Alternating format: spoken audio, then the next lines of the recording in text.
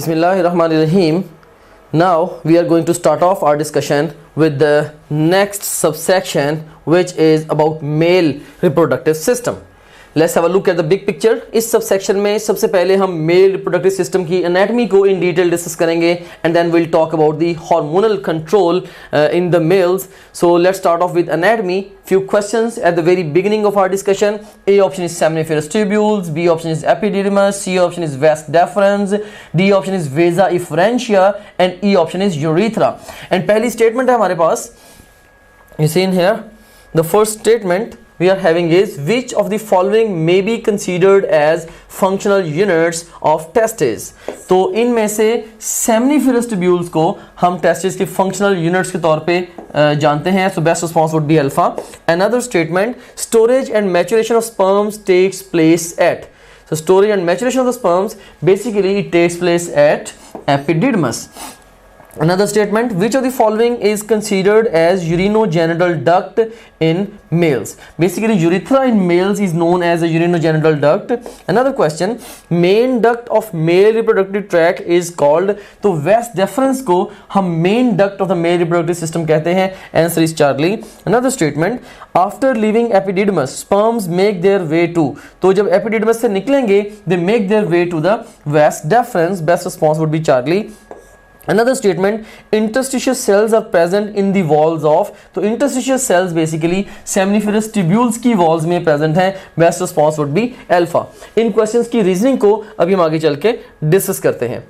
So it's seen here, if you talk about the male gonads जिनको हम testes भी कहते हैं, इनका एक pair scrotum में होता है, which is technically hanging outside the body. और इसकी रीज़न भी है, रीज़न ये है कि spermatogenesis it takes place at 35 degree centigrade, right? So इसका जो optimum temperature है you can say for spermatogenesis that is 35 degree centigrade, जबकि हमारा जो body temperature है that is 37 degree centigrade. तो अगर testes abdomen के अंदर ही होते तो temperature 37 degree centigrade इनका होता तो वो spermatogenesis के लिए optimum temperature ना रहता, right? So it may result into the infertility as well, right? So बल्कि ऐसा होता भी है कि कुछ males जिनके जो testes हैं वो abdomen से बाहर during development descend नहीं कर पाते, they turn out to be infertile, right? So anyways, तो इनका एक pair होता है and it's in the scrotum which is a sac which is hanging outside the body.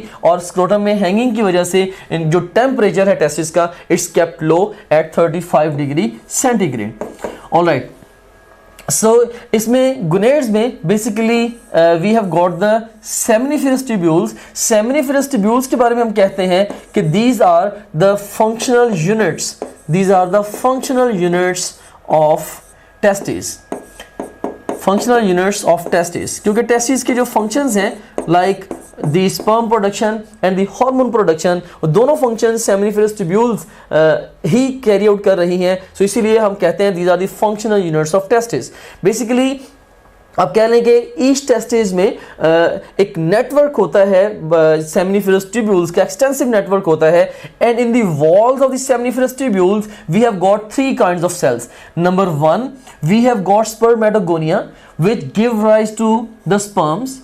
Number two, we have got the Leydig cells जिन्हें हम interstitial cells भी कहते हैं. Leydig cells and interstitial cells is one and the same thing, and the Leydig cells they produce testosterone. And thirdly we have got the Sertoli cells, and Sertoli cells basically ये supportive cells होते हैं and they produce a hormone namely inhibin. Inhibin का काम क्या है? ये basically spermatogenesis को inhibit करता है by decreasing the FSH production. और हमें पता है कि अगर कि FSH जो है this is basically required for the spermatogenesis, right? Apparently लगता है कि FSH एक ऐसा हार्मोन है जो कि फॉलिकल स्टिमुलेटिंग हार्मोन है, तो इसका रोल सिर्फ फीमेल्स में होगा, मेल्स में नहीं है. तो remember FSH is required for spermatogenesis in males. Rather males में स्पर्मेटोजेनेसिस के लिए दो हार्मोन्स मेन रिक्वायर्ड होते हैं, एक FSH एंड सेकेंडली टेस्टोस्टेरोन. अगर एक भी हार्मोन इनमें से नहीं होगा मेल में नॉर्मल स्पर्मेटोजेनेसिस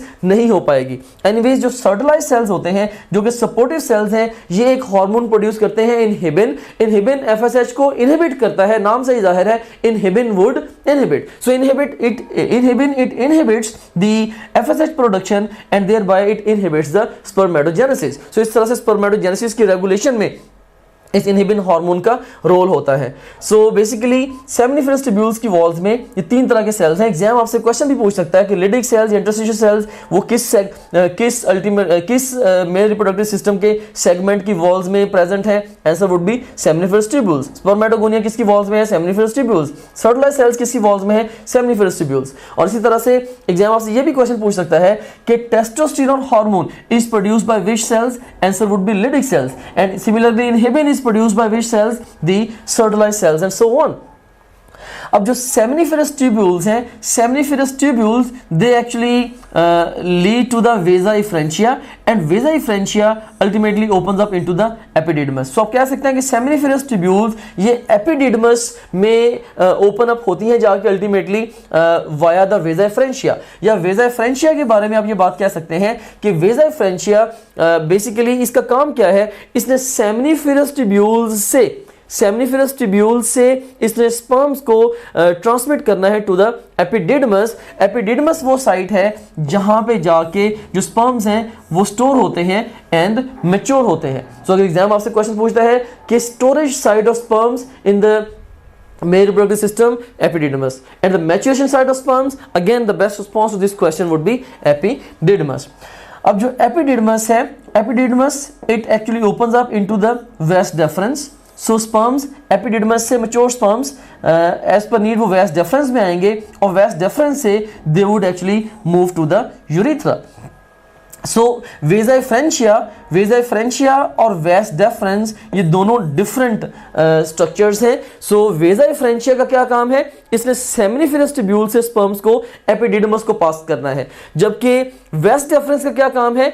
इसने एपिडिडमस से स्पर्म्स को यूरिथ्रा में पास करना है. बहरहाल यूरिथ्रा के लेवल पे कुछ और ग्लैंड्स भी होते हैं, कुछ बेसिकली ग्लैंड्स होते हैं जो कि जिनकी सिक्रीशंस वो स्पर्म्स के साथ मिक्सअप होती हैं. फॉर एग्जांपल यूरिथ्रा के साथ एसोसिएटेड एक प्रोस्टेट ग्लैंड होता है which produces the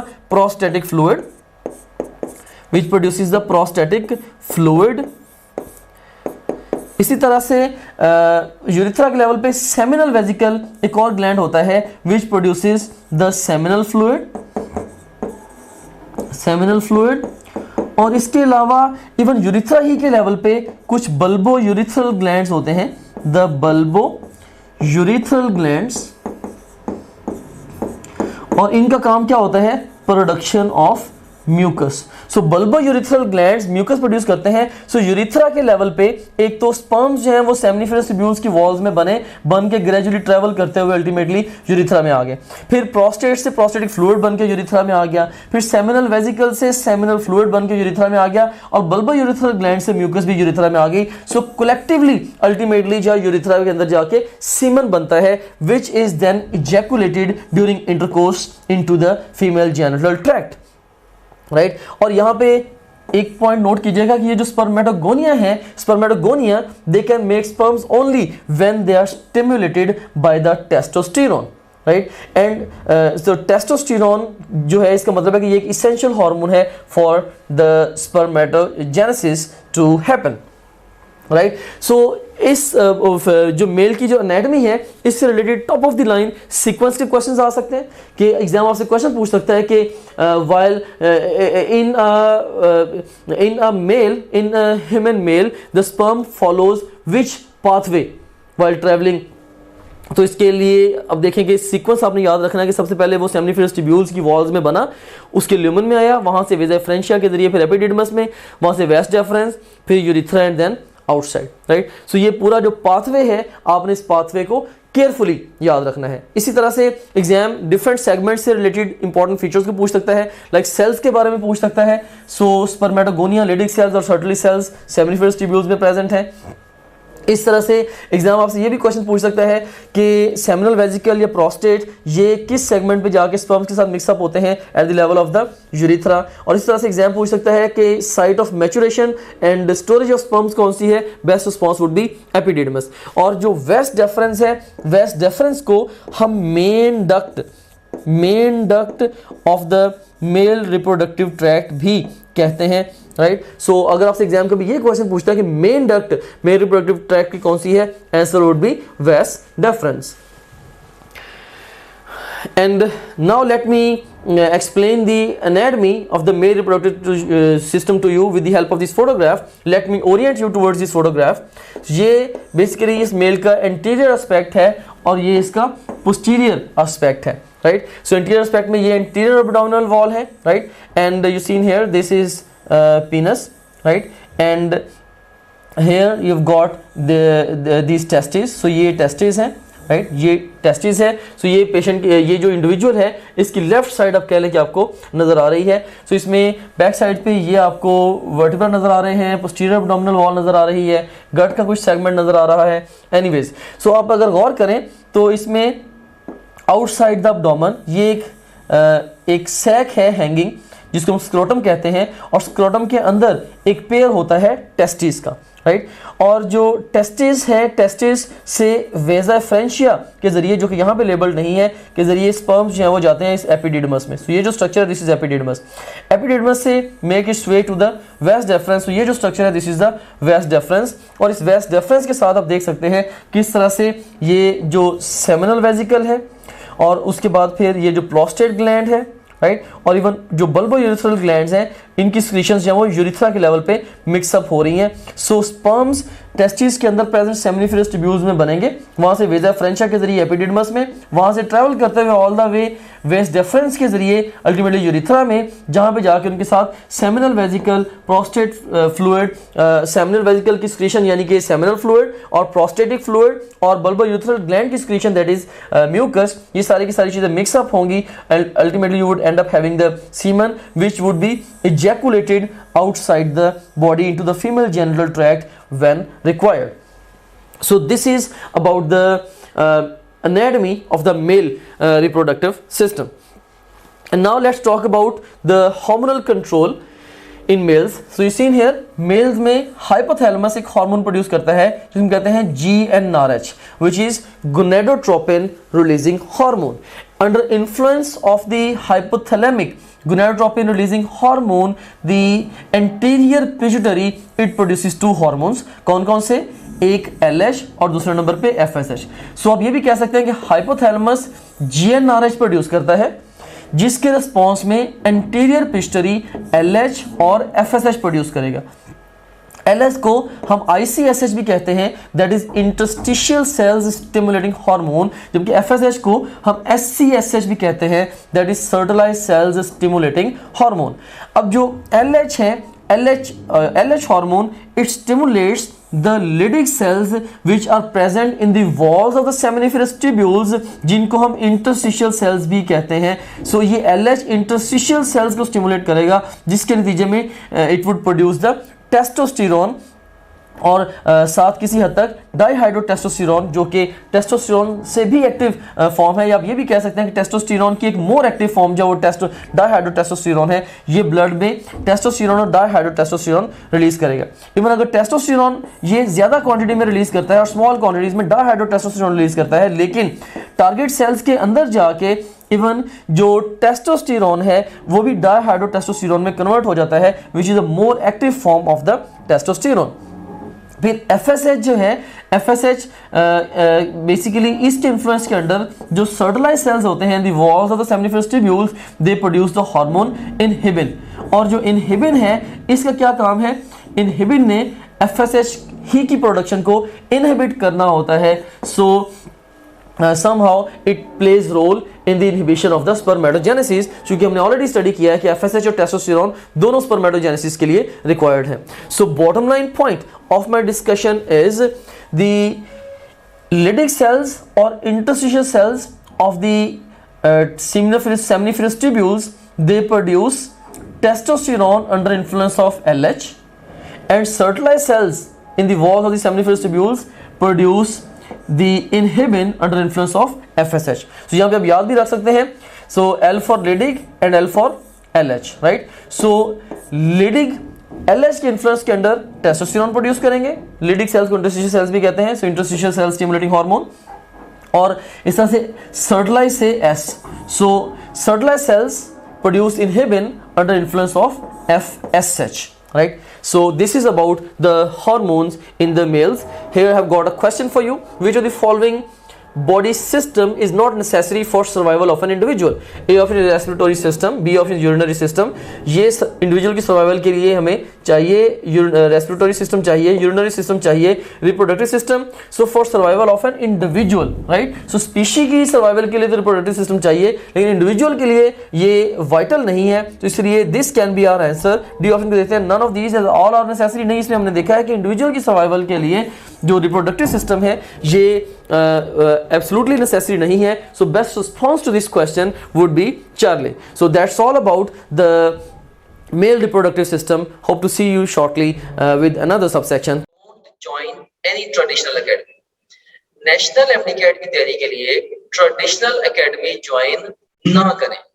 अगर आप ट्रेडिशनल एकेडमी ज्वाइन करने की बजाय ऑनलाइन एकेडमी जैसे कि टॉप ग्रेड है से एंट्री टेस्ट की तैयारी करते हैं, तो इससे क्या फायदा होगा? इससे आप 6 से 8 घंटे डेली बेसिस पे अपनी सेल्फ स्टडी में ऐड कर लेंगे.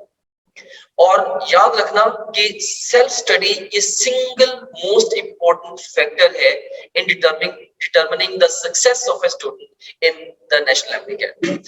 और दूसरे नंबर पे आपकी प्रिपरेशन फास्टर, स्मार्टर और मच बेटर होगी. And last but not the least, अगर आप ऑनलाइन तैयारी करते हैं एकेडमी गए बगैर, तो आप 50,000 से लेके 1 लाख तक तकरीबन अपनी जो कॉस्ट है उसको भी सेव करेंगे. Rely on your own textbooks and topgrade.pk only.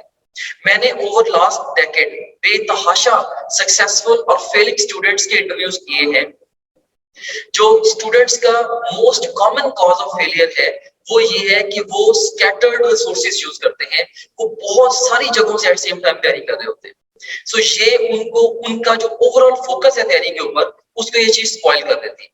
हमने topgrade.pk प्लेटफॉर्म को आपके लिए इसीलिए बिल्ड किया है कि आपको अपनी टेक्स्ट बुक के अलावा और टॉपग्रेड के अलावा किसी भी और रिसोर्स को कंसल्ट करने तक की जरूरत ना हो.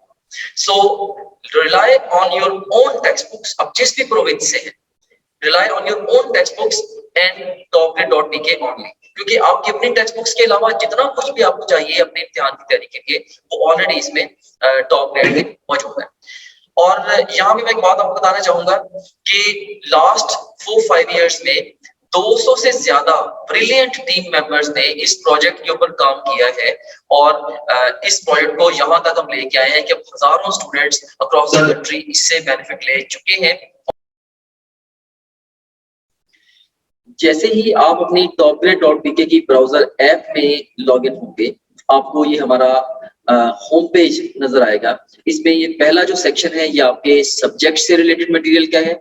सेकंड सेक्शन जो एक्स्ट्रा सपोर्ट और गाइडेंस आपको रिक्वायर्ड है ये उसके हवाले से है. थर्ड जो सेक्शन है ये डिफरेंट की स्टैटिस्टिक्स एंड टॉपग्रेड के, जो कि आपका हमारे पे कॉन्फिडेंस इंक्रीज करेंगे. एंड लास्ट ऑफ ऑल ये एग्जेक्टिव समरी है आपकी ओवरऑल प्रिपरेशन की प्रोग्रेस के हवाले से. सो सबसे पहले सेक्शन को हम एक्सप्लोर करते हैं. इसमें से आप किसी भी सब्जेक्ट पे क्लिक करें. से हमारे पास ये सब्जेक्ट्स हैं biology, physics, chemistry, English, logical reasoning. इनमें से किसी भी सब्जेक्ट पे आप क्लिक करें तो आपको उस सब्जेक्ट में उसके वीडियो लेक्चर्स, रिवीजन नोट्स और प्रैक्टिस क्वेश्चंस मिलेंगे. आप वीडियो लेक्चर्स पे क्लिक करेंगे तो उस सब्जेक्ट के सारे यूनिट्स या सेक्शंस आपके सामने ओपन हो जाएंगे. आप किसी भी सेक्शन को चूज करेंगे, उस सेक्शन के सारे टॉपिक्स ओपन हो जाएंगे. इनमें से जिस मर्जी टॉपिक को आप चूज करें, आप उसके वीडियो लेक्चर्स को यहाँ से वॉच वीडियो बटन क्लिक करके देख सकते हैं. Right, like this over here. So ये वीडियो लेक्चर आपके सामने ये आ गया, इसको यहाँ से प्ले कर सकते हैं. इसी तरीके से अगर आप जाते हैं फास्ट रिवीजन नोट्स पे, सो जिन स्लाइड्स को यूज करके हमने वीडियो लेक्चर्स रिकॉर्ड किए हैं, अब उन्हीं स्लाइड्स को आप यहाँ से रिवाइज कर सकते हैं. देख सकते हैं आपने फास्ट रिवीजन नोट्स पे क्लिक किया, इसमें सारे के सारे सेक्शंस फिर ओपन हो गए. तो यहाँ पे एक बात मैं आपको यहाँ बताना चाहता हूँ कि जो भी सेक्शन इंपॉर्टेंट है एग्जाम के पॉइंट ऑफ व्यू से, हमने उनके साथ इंपॉर्टेंट का टैग भी लगाया हुआ है, keeping in view the previous exam trends. Anyways, so यहाँ पे आप किसी भी सेक्शन को चूज करें. से सेल स्ट्रक्चर एंड फंक्शन को मैं चूज करता हूँ, तो इसके सारे के सारे टॉपिक्स ओपन हो गए. इनमें से किसी भी टॉपिक को आप पिक करेंगे तो आप उसकी वो स्लाइड्स देख सकते हैं जिनसे उस टॉपिक का वीडियो लेक्चर रिकॉर्ड हुआ है। सो काफी सारा टाइम जो है आपका वो सेव होगा, आपको लेक्चर नोट करने की जरूरत नहीं है, आपको बने बनाए नोट्स मिल रहे हैं for the fast revision, rather super fast revision of the lectures. उसके बाद हमारा जो मोस्ट इम्पॉर्टेंट फीचर है या टीचिंग टूल है, that is our question bank. So अगर हम प्रैक्टिस क्वेश्चंस पे जाते हैं तो इसमें आप देखें कि आप डिफरेंट डिफरेंट तरीके से टेस्ट दे सकते हैं। सो आप जैसे मर्जी माइंड में डिफाइन कर लें कि आपने किसी एक टॉपिक का टेस्ट देना है, या एक चैप्टर का, एक यूनिट का, क्वार्टर सिलेबस का, हाफ सिलेबस का, फुल सिलेबस का, जो मर्जी सिलेबस आप डिफाइन कर लें, उस डिफाइंड सिलेबस में से 20 तरीकों से आप टेस्ट दे सकते हैं। कैसे? जैसे जो भी सिलेबस आपके माइंड में डिफाइंड है, आप चाहें तो उस सिलेबस के हमारे पास जो अवेलेबल ऑल क्वेश्चंस उनका टेस्ट दे सकते हैं, या जो आपने टॉपरेट.bk पे आप प्रैक्टिस करते रहे हैं, तो आप चाहते हैं कि आपने दोबारा may be second third time आप टेस्ट दे रहे हैं, आप चाहते हैं कि मेरे पास सिर्फ और सिर्फ उस सिलेबस के अनसीन क्वेश्चंस का टेस्ट आए, आप वो भी दे सकते हैं। इसके अलावा इनकरेक्ट क्वेश्चंस के टेस्ट देते हुए जो सवाल आपके गलत हुए थे, आप उन गलत सवालों का टेस्ट अलग से क्रिएट कर सकते हैं। से अगर आपने फिजिक्स के 20 टेस्ट दिए हैं, उनमें से आपका कोई मे बी आपके कोई 30 क्वेश्चंस रॉन्ग हुए थे, उन 30 रॉन्ग क्वेश्चन का इकट्ठा टेस्ट भी आप क्रिएट कर सकते हैं। और इसी तरीके से जो जिन क्वेश्चंस को आपने टेस्ट के दौरान बुकमार्क किया था, उनका टेस्ट कॉल कर सकते हैं। जो टेस्ट आपने अटेम्प्ट किए थे क्वेश्चंस, उनका टेस्ट कॉल कर सकते हैं, अनअटेम्प्टेड का, और इवन यानी कि टेस्ट देते हुए आपने जिनको अटेम्प्ट किया था और टेस्ट देते हुए जिनको आपने अटेम्प्ट नहीं किया था, ये अनसीन से डिफरेंट है। अनसीन का तो मतलब ये है कि वो टेस्ट में कभी आए नहीं आपके। इसके अलावा आप देख सकते हैं कि इवन पास्ट क्वेश्चंस का बहुत बड़ा पूल यहाँ पे मौजूद है। अगर हम गौर करें, देखें कि ई कैट के, नम्स के, NMDCAT, AKU, MDCAT Punjab के और ईटा केपीके के, ये इवन जो पीएमसी के जो सैंपल पेपर्स हैं, उनके टॉपिक वाइज पास्ट क्वेश्चन देखिए यहाँ पे मौजूद है ओवरऑल। आप किसी भी टैग पे क्लिक करें, सारे के सारे एक्चुअल पास्ट क्वेश्चंस है वो आ जाएंगे। ऑफ कोर्स ये सारे के सारा बड़ा इंपॉर्टेंट पूल है, जो कि पूरे पाकिस्तान से बड़े मेन एग्जामिनर्स ने, बड़े सीनियर एग्जामिनर्स ने ये डेवलप किया होगा। एनीवेज, इसमें से किसी भी आप टॉपिक को चूज करें, से मैं यहाँ पे सारे टैग्स को चूज कर लेता हूँ, तो हमारे पास ये सारे के सारे टॉपिक्स आ गए। इनमें से किसी एक टॉपिक को मैं चूज करूँ, या एक सेक्शन को, या मैं मल्टीपल सेक्शंस को चूज करूँ, तो मैं उसका टेस्ट दे सकता हूँ। से मैंने 2 सेक्शन को चूज किया, इसमें से मैं कार्बोहाइड्रेट्स और प्रोटीन्स, इनका टेस्ट देना चाहता हूँ, या ओवरऑल मैं सारे सब सेक्शन का टेस्ट देना चाहता हूँ, वो मैं दे सकता हूँ। या मैं डिफाइन करूंगा, मे बी जी मैंने 50 एमसीक्यूज का टेस्ट देना है, तो ये 50 एमसीक्यूज का टेस्ट आपके सामने ये क्रिएट हो गया। सो ये आपके सामने आ गई है जी टेस्ट की स्ट्रीम। जिसमें आप देख सकते हैं कि ये ईटा केपीके का पास्ट क्वेश्चन है, ये स्टेटमेंट है, ये ऑप्शंस हैं। इसमें ओवरऑल ये देखिए कि इसमें अगर आपने पिक किया तो आपका ये करेक्ट आंसर भी सामने आ गया। अगर आपने इसकी एक्सप्लेनेशन देखनी है तो वो भी आप देख सकते हैं। इसके अलावा ये क्वेश्चन वेरीफाइड है बाय आवर टीम, इसको अगर आप चाहें बुकमार्क कर सकते हैं। इस क्वेश्चन से रिलेटेड डिफरेंट स्टैट्स यहाँ पे आ रहे हैं वगैरह वगैरह। यहाँ से आप नेक्स्ट क्वेश्चन पे जा सकते हैं, जरूरत पड़े तो आप यहाँ से प्रीवियस क्वेश्चन पे जा सकते हैं, और फिर अल्टीमेटली जब आप चाहें आप टेस्ट को फिनिश करके इवन रिजल्ट को भी व्यू कर सकते हैं। ऑलराइट, सो इस तरह से ये टेस्ट आपने इसको रिजल्ट को व्यू कर लिया। एनीवेज, इसके बाद अब हम चलते हैं दोबारा अपने होम पेज की तरफ। सो आप किसी भी जितने भी आपका सब्जेक्ट्स हैं, बायोलॉजी, फिजिक्स, केमिस्ट्री, इंग्लिश और लॉजिकल रीजनिंग, इन सब सब्जेक्ट्स के आप वीडियो लेक्चर्स, रिविजन नोट्स और अनलिमिटेड एमसीक्यू प्रैक्टिस यहाँ से कर सकते हैं। जितने भी आप प्रीवियस टेस्ट जो भी टेस्ट आपने दिए होंगे, अगर आप प्रीवियस टेस्ट पे क्लिक करेंगे वो सारे के सारे टेस्ट आपके यहाँ पे आ रहे होंगे। इसके अलावा जो आपकी जो ओवरऑल प्रोग्रेस है उसकी जो डिटेल है वो सारी की सारी यहाँ पे आ रही है। डिफरेंट सब्जेक्ट में आप कैसे जा रहे हैं, डिफरेंट सब्जेक्ट्स में, डिफरेंट चैप्टर्स में और डिफरेंट टॉपिक्स में आप कैसे जा रहे हैं, वो सारी की सारी डिटेल यहाँ पे आ रही होगी। इसके अलावा फुल लेंथ पेपर्स हैं जो कि जस्ट लाइक रियल एग्जाम है। यहाँ से किसी भी फुल लेंथ पेपर को किसी भी टाइम पे लॉन्च कर सकते हैं अपनी तैयारी के शुरू में या इवन मिड सेशन में जाके नियर द एग्जाम आप इन एफएलपीस को जब चाहे आप अटेम्प्ट कर सकते हैं।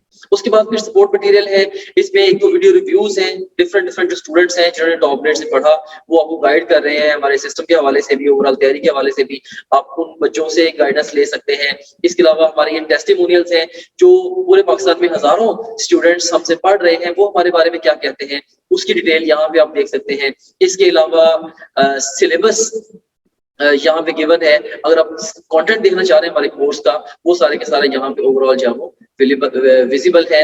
And in addition to that study schedules बड़ा एक अहम फीचर है, अहम मॉड्यूल है। इसमें 90 डेज, 60 डेज, 30 डेज और इवन 50 डेज का एनएमटी कैट का स्केड्यूल मौजूद है। आप अपनी नीड के अकॉर्डिंगली जिस मर्जी स्केड्यूल को फॉलो कर सकते हैं डिपेंडिंग अपॉन कि आप टाइम फ्रेम में किस जगह पे खड़े हैं। अगर आप एग्जाम आपका 1 महीने के बाद एग्जाम है, ऑफ कोर्स आप 30 डेज वाला प्लान फॉलो करेंगे। अगर आपके एग्जाम में 2 हफ्ते रहते हैं तो आप 15 दिन वाला प्लान फॉलो करेंगे एंड सो ऑन। सो इसमें हमने आपको ये बताया है स्केड्यूल्स के अंदर ये गाइड किया है कि आपने गिवन टाइम को बेस्ट यूटिलाइज कैसे करना है। फिर इसके अलावा डाउनलोड्स का सेगमेंट है, जो भी डिफरेंट इंपॉर्टेंट कंटेंट है आपसे रिलेटेड वो सारे के सारा आपको डाउनलोड्स में मिल जाता है। और इसके अलावा गाइडेंस वीडियोस काफी सारी इसके अंदर पड़ी हुई हैं जो कि मैंने खुद रिकॉर्ड करके इसके अंदर डाली हैं। इसमें बहुत सारे हवालों से जनरल गाइडेंस आप इन वीडियो से ले सकते हैं। सो ये था हमारे पास ये हमारे पास गाइडेंस वीडियोस का ये सेगमेंट था। Okay, so this was about topgrade.pk। अब लास्ट में मैं आपको यही कह के अपनी डिस्कशन को कंक्लूड करना चाहूंगा कि देर ना करें, अभी से टॉप ग्रेड को ज्वाइन करें और मेडिकल कॉलेज में अपना दाखिला यकीनी बनाएं। That's all, thank you very much, may Allah bless you, Allah Hafiz.